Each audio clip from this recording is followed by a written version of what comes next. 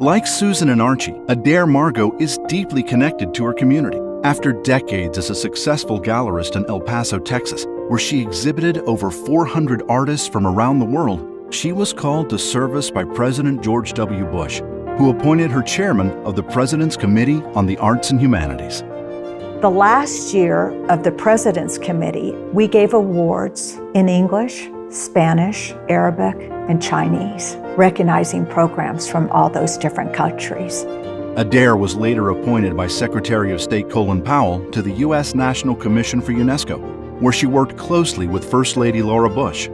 She currently heads the Tom Lee Institute, which is dedicated to presenting, studying, exhibiting, and publishing the works of American painter Tom Lee. As an eyewitness artist correspondent for Life magazine during World War II, Lee traveled more than 100,000 miles to record U.S. and Allied soldiers, sailors, and airmen waging war worldwide. And in 2016, Lee's work was the subject of a major exhibit at the National World War II Museum. When he got back from the war, he said he couldn't rest at home until he had documented what they experienced. Well, you know, even as a child, I remember when I was around Tom Lee, it'll make me cry now. There was just this quality about him, a wonder. I ended up giving up my gallery in 2010 and starting the Tom Lee Institute because I wanted to preserve his legacy. He accomplished so much, but at the end of his life, the thing most meaningful to him was trying to be a voice for those who experienced World War II. Adair's love of art and artists, especially those that represent the complex mosaic of the American experience, extends to her deeply felt connection to the mission of the National World War II Museum.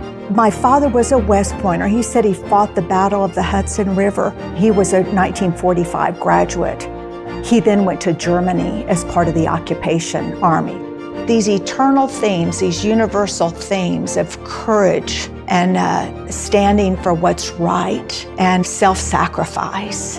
People of goodwill want to gravitate towards those themes. I've learned so much through the World War II Museum. This is a big award, the National World War II Museum. I mean, it's humbling in a sense because I'm a small person in a vast and wondrous world. Through their work in philanthropy, tonight's honorees, Archie Manning, Susan Hess, and Adair Margo, represent an extraordinary commitment to giving back. Their unselfish contributions to their community, state, and nation truly embody the values that the American Spirit Medallion represents.